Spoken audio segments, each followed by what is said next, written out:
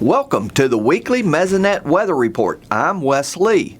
Parts of the West dried out a little this week, allowing the wheat harvest to continue in full swing, while rains in the East kept up the seemingly endless wet conditions there.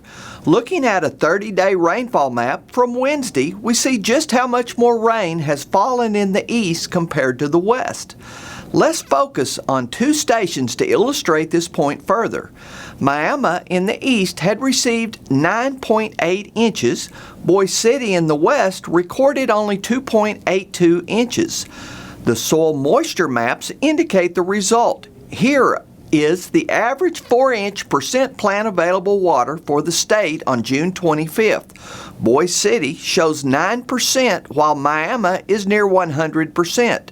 Deeper in the soil, we see the same situation, 13% moisture at Boise City and 99% at Miami. Another way to look at this difference is with a fractional water graph for each site. At Miami, it has been wet near saturation for the last 30 days. At Boise City, it started out moist, but due to less rainfall and higher evaporation rates, the soils are now nearing the dry end of the scale.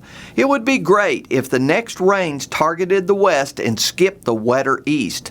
Now here's Gary discussing summer forecasts.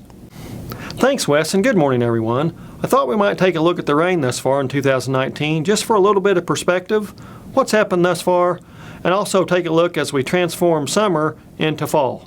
Take a look at the Mesonet rainfall map from the start of the year all the way through June 26th. Now we go from about 8 inches out in the far western Oklahoma Panhandle all the way up to more than 45 inches in far northeastern Oklahoma and around 35 to 40 inches across much of eastern Oklahoma. So lots of rain everywhere. And we take a look at that as the departure from normal for that same time frame. We do see those massive surpluses as we go from west central up through northeastern Oklahoma, of course covering much of north central Oklahoma, and then again down in far southeastern Oklahoma. Now for the year thus far, the far western panhandle is sitting right about normal.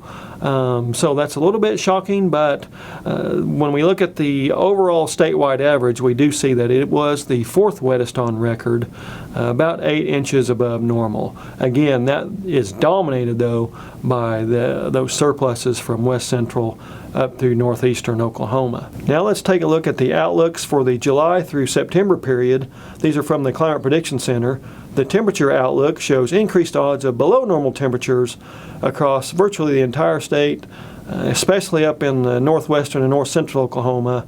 Only the far southeastern and far western panhandle sections are excluded. About the same picture when we look at the precipitation outlook, increased odds of above normal precipitation across the entire state, but especially across northwestern and north central over into northeastern Oklahoma. We could definitely use a cooler than normal summer. I'm not sure we want a wetter than normal summer after all the rainfall we've had, but we'll just have to see how it goes. That's it for this time. We'll see you next time on the Mesonet Weather Report.